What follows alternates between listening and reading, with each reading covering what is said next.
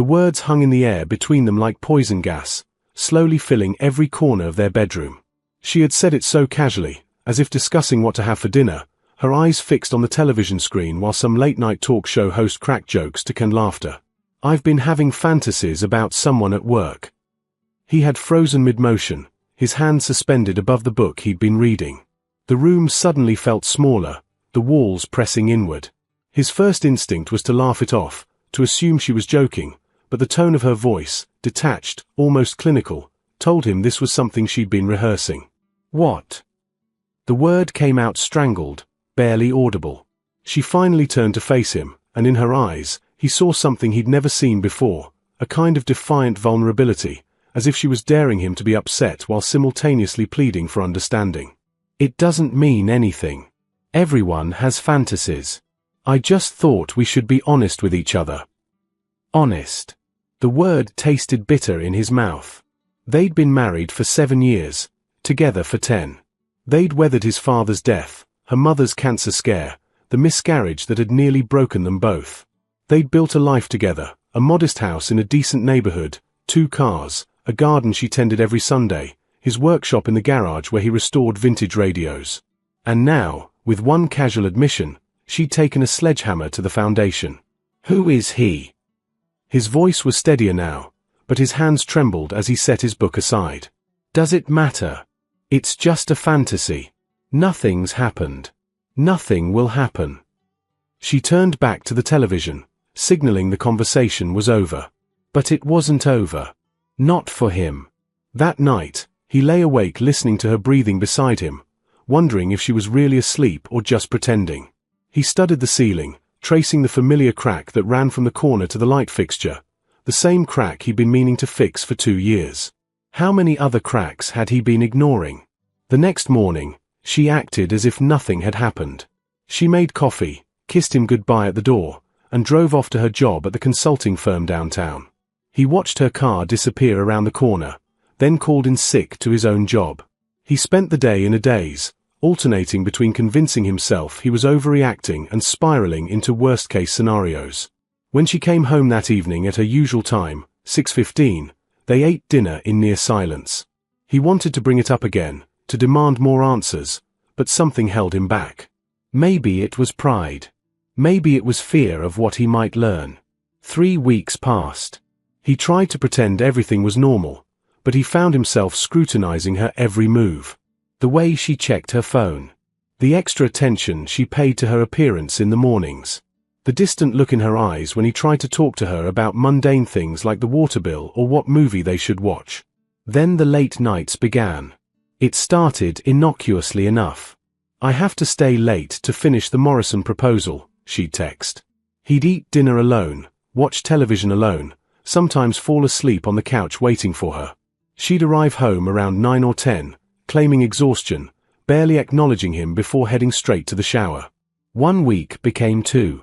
2 became 3. The texts grew more frequent, the excuses more elaborate. Client dinners. Emergency meetings. Database crashes that required her specific expertise to resolve. He wanted to trust her.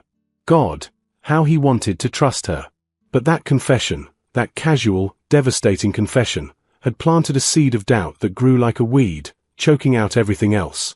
Every time she walked through the door late, smelling of her floral perfume and something else he couldn't quite identify, the seed grew larger. It was on a Thursday night, after she'd texted to say she wouldn't be home until 11, that he made the decision. He sat in his darkened living room, the only light coming from his laptop screen, and typed into the search bar, "Private investigators near me." The choice felt both melodramatic and inevitable. He didn't want to be this person, suspicious, sneaking, unable to simply ask his wife for the truth. But hadn't he already asked? And hadn't she already lied? His finger hovered over the mouse.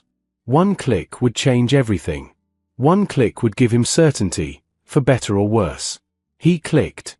The private investigator's office was nothing like what he'd expected. No Venetian blinds, no frosted glass door with a name stenciled in gold letters. Instead, it was a nondescript suite in a modern office building, sandwiched between a dental practice and an accounting firm. The waiting area had motivational posters about success and determination, the kind you'd find in any corporate space. The investigator himself defied expectations too. Instead of a grizzled detective in a trench coat, a woman in her mid-40s greeted him, her handshake firm and professional. She wore a navy blazer and carried herself with the efficiency of someone who'd been doing this job for a very long time. "I've seen every variation of this story," she said once they were seated in her office. Her desk was immaculate, everything in its place. "You'd be surprised how often it ends with nothing. People work late. Sometimes that's all it is." "And the other times?" he asked.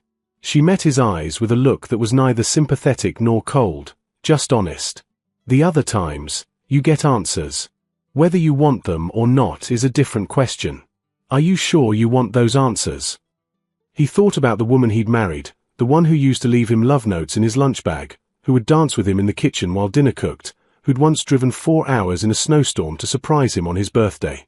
Was that woman capable of betrayal? Or had she already become someone else? "I need to know," he said. The investigator nodded and pulled out a contract. "I'll need photos of your wife, her vehicle information, her work address, and her typical schedule. My rate is $100 an hour, plus expenses. Most cases like this resolve within a week, sometimes sooner. I'll provide daily reports and photographic evidence of any relevant findings." He signed the contract with a hand that had stopped shaking.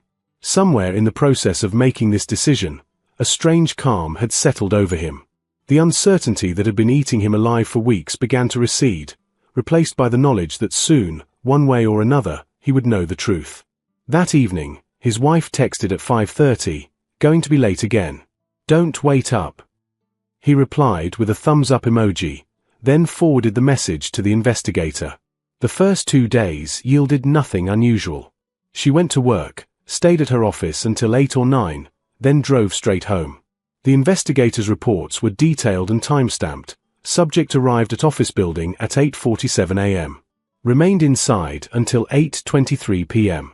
Stopped at coffee shop on corner, purchased 1 drink, consumed alone. Arrived home at 8:51 p.m. He felt guilty reading them, like he was violating her privacy, even as he reminded himself that she was the one who'd planted the seed of suspicion. On the 3rd day, everything changed. The investigator's call came at 7:15 in the evening. "You'll want to see this in person. I'm parked outside the Riverside Motel on Highway 27. She's been here for 45 minutes. His blood turned to ice. The Riverside Motel was a budget establishment on the edge of town, the kind of place that rented rooms by the hour and didn't ask questions. He'd driven past it 1,000 times without a second thought.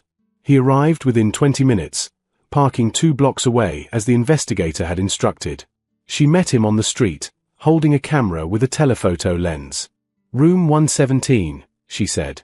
She arrived at 6:30. A man joined her 10 minutes later. White male, approximately 6 feet tall, athletic build, drives a grey sedan. She showed him photos on the camera's display screen. He stared at the images, each one a knife to the chest. His wife getting out of her car. His wife glancing around nervously. His wife walking to a motel room door. A man approaching the same door. The door closing behind them both. Did they? He couldn't finish the sentence. "I can't see inside the room," the investigator said. "But they've been in there together for nearly an hour now. That's usually enough for most people to draw their own conclusions." He nodded numbly. Part of him wanted to storm into that room, to confront them both, to make a scene. But a larger part, the part that had remained calm since signing the investigator's contract, told him to wait. To gather all the evidence. To be strategic. "Who is he?" he asked. "I'll find out. Give me another day."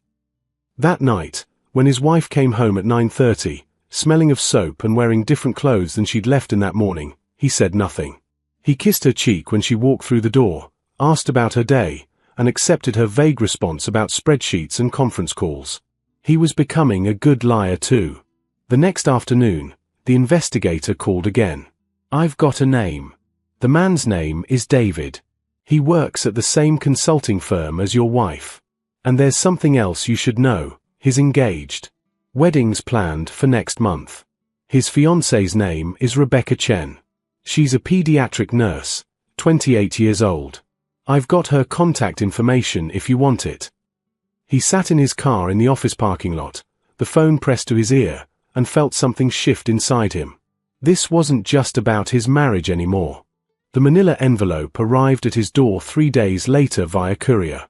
Inside were photographs, time-stamped documents, receipts, and a comprehensive report that read like a prosecution's closing argument. The investigator had been thorough, devastatingly so. He spread the contents across his kitchen table, each piece of evidence another nail in the coffin of his marriage. Photos of his wife and David entering the motel on 4 separate occasions over the past week. Credit card receipts showing she'd paid for the rooms. Apparently David was cautious enough not to leave a paper trail. Screenshots of text messages the investigator had managed to capture through some technical method he didn't fully understand and wasn't sure he wanted to. One message made his stomach turn. "Can't wait to see you tonight." He doesn't suspect a thing. He sat at that table for hours, watching the afternoon light fade into evening, then darkness. His phone buzzed with her usual text. "Working late again. Love you. Love you." 2 words that had once meant everything, now hollow as a drum. He didn't respond. Instead, he gathered the evidence, carefully organizing it into chronological order. The investigator had done more than document an affair. She'd uncovered the entire architecture of the deception. The pattern was clear, every Tuesday and Thursday evening for the past month, sometimes Fridays. The same motel. The same room when available. But it was the second half of the report that gave him pause. The investigator had compiled a separate dossier on David, and on his fiancée, Rebecca. Engagement photos from social media. The wedding registry. The venue where they'd booked their reception. And most importantly, the date of their engagement party, Saturday, 2 days away. He looked at Rebecca's photo, a young woman with kind eyes and a bright smile, her arm around David's waist, both of them radiating the kind of happiness he remembered from his own engagement photos. She had no idea. She was planning a future with someone who was systematically betraying her. The investigator had included her contact information with a handwritten note. "What you do with this information is your choice." But speaking from 20 years of experience, the other party usually deserves to know. They're making life decisions based on lies. He thought about it all night. While his wife slept beside him, coming home at 11 claiming database emergencies, he stared at the ceiling and wrestled with his conscience. Was it his responsibility to tell Rebecca? Or was that just revenge disguised as righteousness? By morning, he'd made his decision. He sent Rebecca a message through social media. "My name is unimportant, but I have information about your fiancé that you need to see before your wedding. This is not a prank or a scam. I have documented evidence. Please call me at this number if you want to know the truth." She called within an hour. Her voice was cautious, suspicious. "Who are you? What is this about?" "I'm someone whose wife has been having an affair with your fiancé. I have proof, photos, dates, times, locations. I'm sending you the full investigator's report because you deserve to know who you're about to marry." There was a long silence. Then, "Send it." He emailed her everything. Every photo. Every receipt. Every timestamp. He held nothing back. 20 minutes later, his phone rang again. This time, her voice was different, harder, but shaking with barely controlled emotion. "The engagement party is tomorrow night," she said. 7 o'clock at the Grandview Ballroom.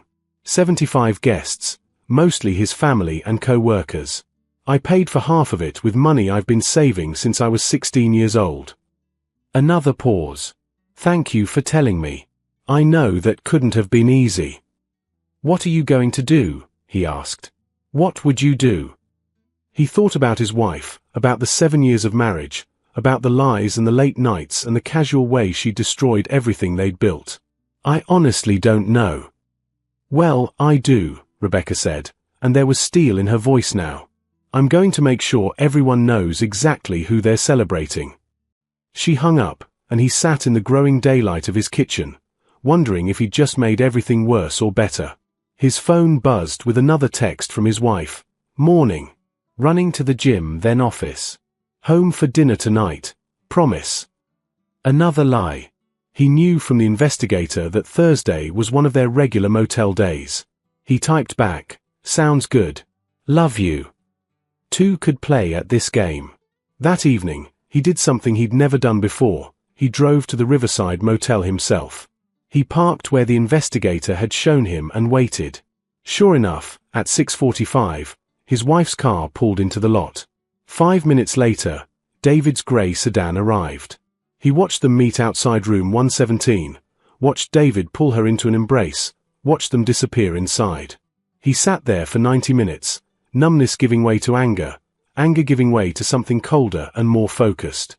When his wife came home at 10:30, her hair still damp from a shower he knew she hadn't taken at the office, he was waiting in the living room with all the lights off. You're home. She jumped, startled by his silhouette. Why are you sitting in the dark? Just thinking, he said. How was work? Exhausting. Database migration is killing me. She laughed, so casual, so practiced. I bet, he said. If she detected anything in his tone, she didn't show it. She kissed the top of his head and headed upstairs. I'm beat. Coming to bed. In a bit. He listened to her footsteps on the stairs, the sound of the bathroom door closing, the shower starting up for the second time that night. He thought about Rebecca, about tomorrow's engagement party, about 75 unsuspecting guests. And he thought about the suitcase in his trunk, already packed with his wife's clothes. Saturday evening arrived with the cruel indifference of any other day. The sun shone, birds sang, and somewhere across town, caterers were setting up champagne fountains while a florist arranged centerpieces that would cost more than most people's monthly rent. He spent the day in a strange fugue state, going through the motions of normalcy while his mind raced ahead to what would unfold that evening. His wife was oblivious, chatting happily about a sale at her favorite store, asking if they should order pizza or Chinese food for dinner. Actually, he said, keeping his voice level, I was thinking I'd go visit my brother tonight. Haven't seen him in a while. She brightened at this, perhaps relieved at the prospect of a free evening. That's a great idea. Tell him I said hi. Of course she was relieved. Saturday wasn't a usual motel night, but he'd checked with the Investigator. There was no event on David's calendar tonight except his own engagement party. His wife probably planned to spend the evening however she pleased, maybe catching up on the work she'd been pretending to do all those late nights. He left the house at 6:30, telling her not to wait up. Instead of driving to his brother's place 3 states away, he headed downtown to the Grandview Ballroom. He'd called Rebecca the day before to tell her his plan, or rather, to make sure he wasn't interfering with whatever she decided to do. She'd been quiet for a long moment before responding. You should be there, she'd said finally. You deserve to see this too. Park in the back lot. I'll have someone let you in through the service entrance. Now, sitting in his car behind the elegant venue, he questioned the wisdom of this decision.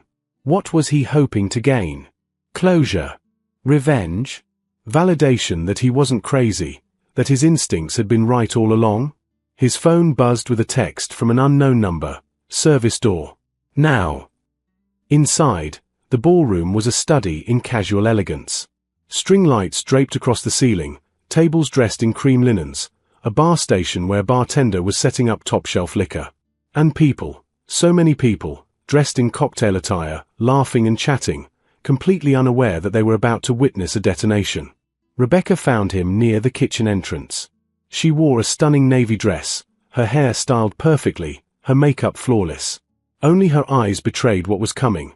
They held the same cold determination he'd felt growing inside himself all week. Thank you for coming, she said. I wasn't sure I could do this alone. Where is he? Holding court near the bar, accepting congratulations like he deserves them. Her voice was bitter. I've been the perfect fiancé all day. Smiling, greeting his family, pretending I don't know he's been screwing a married woman in a motel that charges by the hour. He flinched at the bluntness, but she was right. Why soften the truth now? His parents are here, Rebecca continued. His grandparents. His boss. Half his office, including your wife's co-workers. I wanted to call it off, to just leave, but then I thought, why should I be the one who's embarrassed? Why should I slink away while he gets to keep his reputation intact? Before he could respond, someone clinked a glass. The crowd's chatter died down as David's father stepped to the center of the room, raising his champagne flute. I want to thank you all for coming to celebrate my son and his beautiful bride-to-be, he began, his voice warm with paternal pride. When David first told us about Rebecca, I knew she was special. The way his face lit up when he talked about her, that's how you know it's real love. Real love. The words hit like a physical blow. He watched Rebecca's jaw tighten, watched her hand clench around her champagne glass. The father continued, telling anecdotes about David's childhood, about how he'd always known his son would find someone special. The crowd laughed at appropriate moments, awed at the sweet parts. David stood near the front, his arm around Rebecca's waist, beaming with the confidence of someone who thought he'd gotten away with everything. When the speech ended, David took the microphone. Thank you, Dad. And thank you all for being here.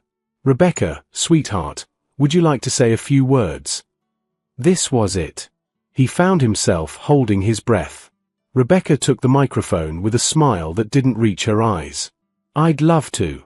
But first, I think we should all toast to honesty, to trust, to the foundation that real relationships are built on. She raised her glass, and the crowd echoed the gesture. Then she set down her champagne and pulled a manila envelope from behind the gift table. I received an interesting package this week, she said, her voice carrying across the suddenly silent room. It contained a private investigator's report. Very thorough. Lots of photos. Would anyone like to see them? David's face drained of color. Rebecca, what are you? Room 117 at the Riverside Motel, she continued, pulling out photos and holding them up for the crowd to see. Tuesday, November 19th, 6:30 p.m. Thursday, November 21st, 7 p.m. Tuesday, November 26th. Thursday, November 28th. She walked through the crowd, showing the photos to anyone who would look. People gasped, whispered, pulled back in shock. Rebecca, please. David was moving toward her now, but his father blocked his path, staring at his son with dawning horror. These photos show my fiancée. Rebecca's voice grew louder, harder, meeting with a married woman. Her name is on page 3 of the report if anyone's curious. They've been sleeping together for at least a month, possibly longer. Every Tuesday and Thursday, like clockwork. Sometimes Fridays. She pulled out more papers. Here are the credit card receipts. Here are the text messages. My personal favorite is this one. Can't wait to see you tonight. He doesn't suspect a thing. She looked directly at David. Except he did suspect. And now everyone knows. The room had erupted into chaos. David's mother was crying. His father looked like he might have a stroke. Guests were pulling out phones, perhaps to capture the moment, perhaps to text friends about what they were witnessing. David stood frozen, his mouth opening and closing like a fish drowning in air. Rebecca set the microphone down on the gift table with a decisive thunk. The wedding is off, obviously. The venue's non-refundable, so enjoy the party, everyone. The bar's open. She turned to David one last time. I hope she was worth it. Then she walked out, head high, leaving destruction in her wake. He followed her into the hallway outside the ballroom, where she finally let the facade crack. She leaned against the wall, breathing hard, her hands shaking. Did I just do that? She whispered. You did. Was it too much? Should I have just quietly broken up with him? He thought about his wife at home, probably watching Netflix, completely unaware. No, he said. He deserved exactly what he got.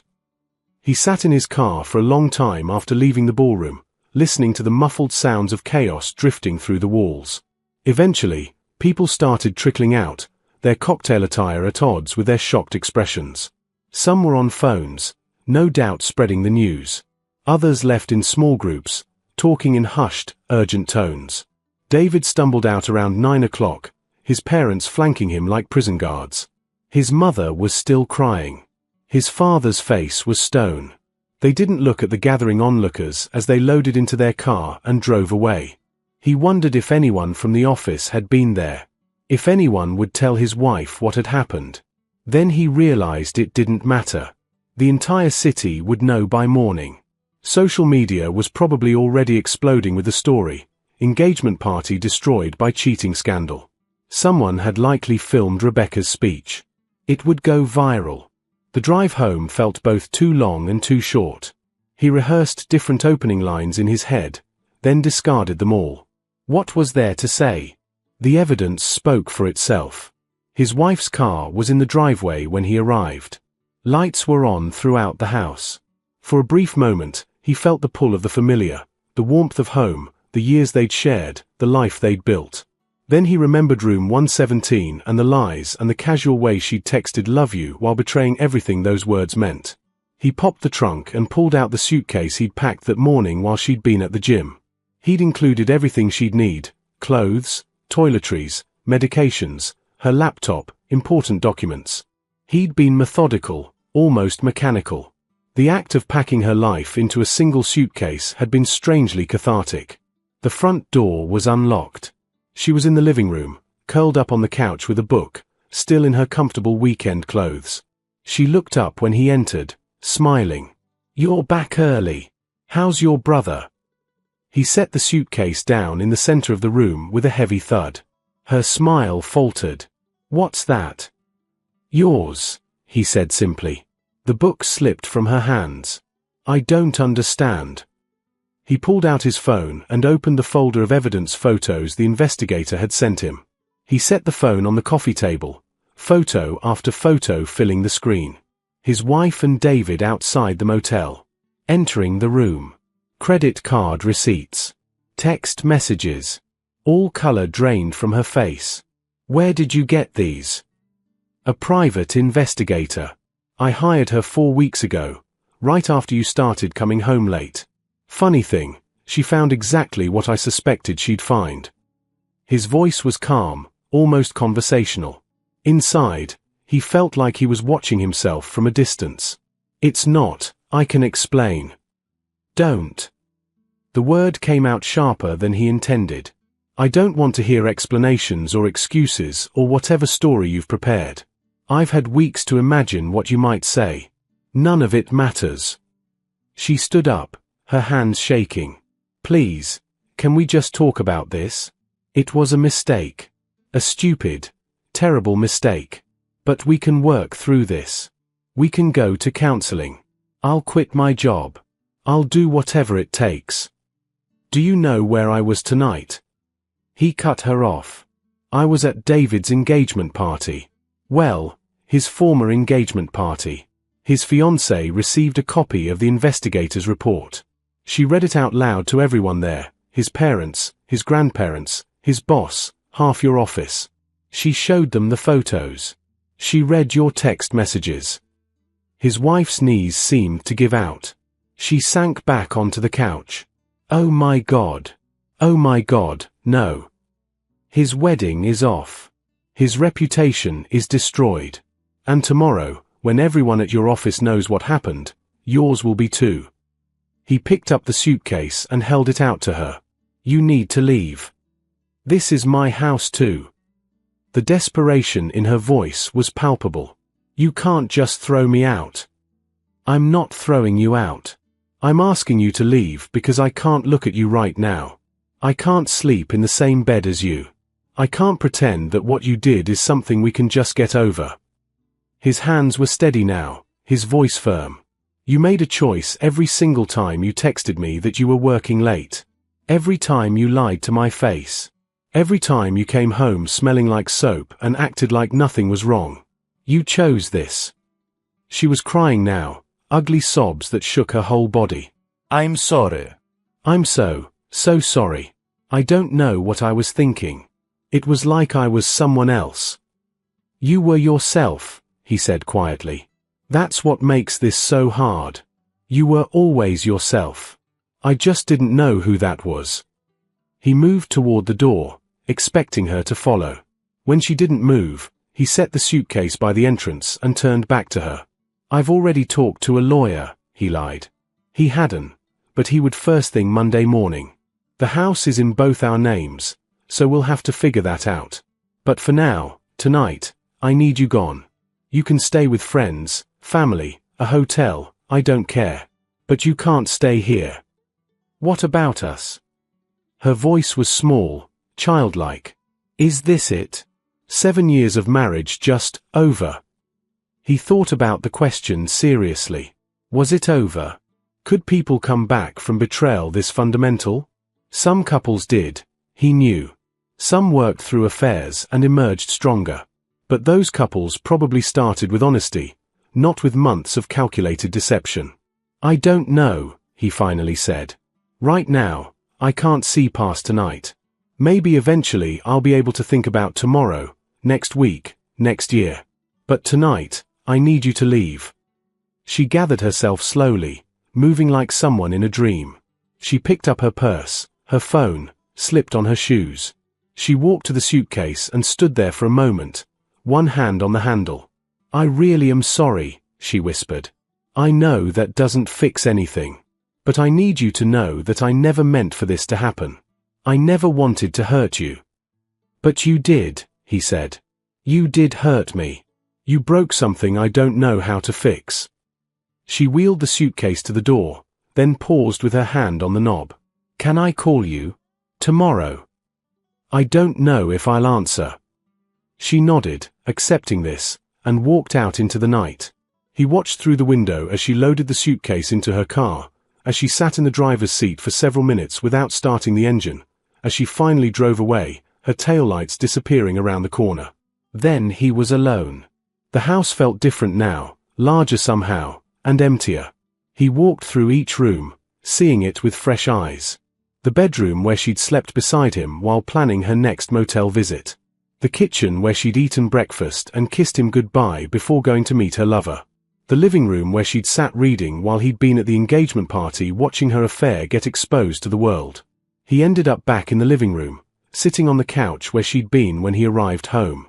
His phone buzzed with a text from an unknown number. "Thank you for tonight. For being there. For telling me the truth.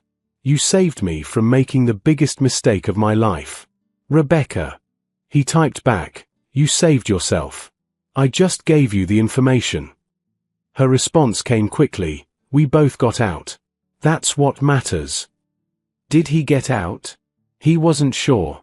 Getting out implied escape, freedom, moving forward. Right now, he felt suspended in amber, trapped in this moment between his old life and whatever came next. His wife called around midnight. He let it go to voicemail. She called again at 12:30. Voicemail. At 1 a.m., a text. "I'm at my sister's. Please call me when you're ready to talk. I love you." I love you. Those words again. Did she love him? Could you love someone and do what she'd done? Maybe her version of love was different from his. Maybe for her, love was something that could coexist with betrayal, something compartmentalized, separate from desire or temptation or whatever had driven her to room 117 every Tuesday and Thursday.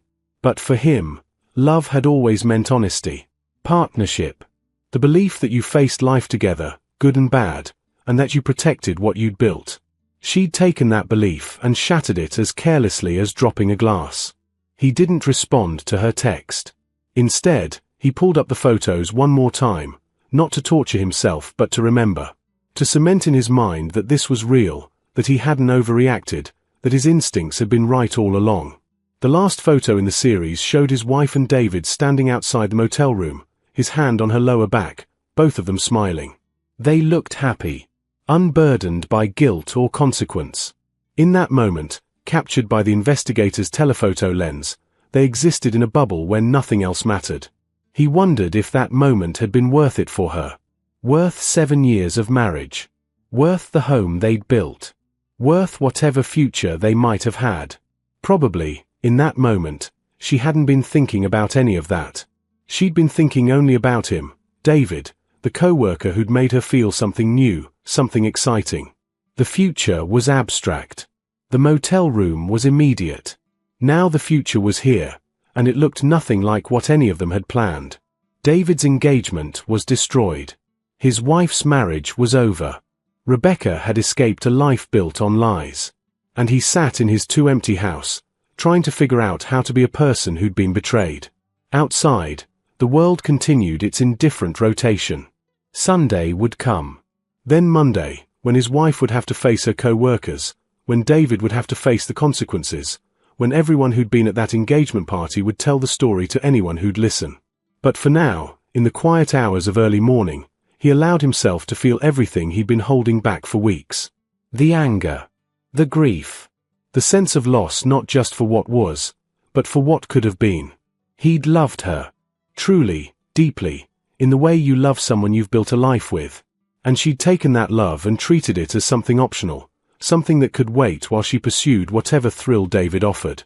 That was the part that hurt most, not just the betrayal, but the casual nature of it. The ease with which she'd lied. The practiced way she'd kissed him goodbye each morning knowing she'd be in another man's arms that evening. His phone buzzed again. Another text from his wife. Please don't shut me out completely. I know I don't deserve it, but please. He turned off his phone and went upstairs to the bedroom. He couldn't sleep in their bed, so he gathered a pillow and blanket and made a nest on the guest room floor. It was uncomfortable and strange, but it was honest in a way nothing else had been lately. Sleep came eventually, fitful and full of dreams he wouldn't remember. When he woke Sunday morning to sunlight streaming through unfamiliar windows, there was a moment, just a brief, disoriented moment, when he forgot what had happened. When he thought he might roll over and see his wife sleeping beside him, peaceful and innocent. Then memory crashed back, and he remembered, the suitcase, the engagement party, the photos, the lies. Everything that was and everything that would never be again. He got up and started his first full day in his new reality, one where he knew the truth, even though the truth had cost him everything.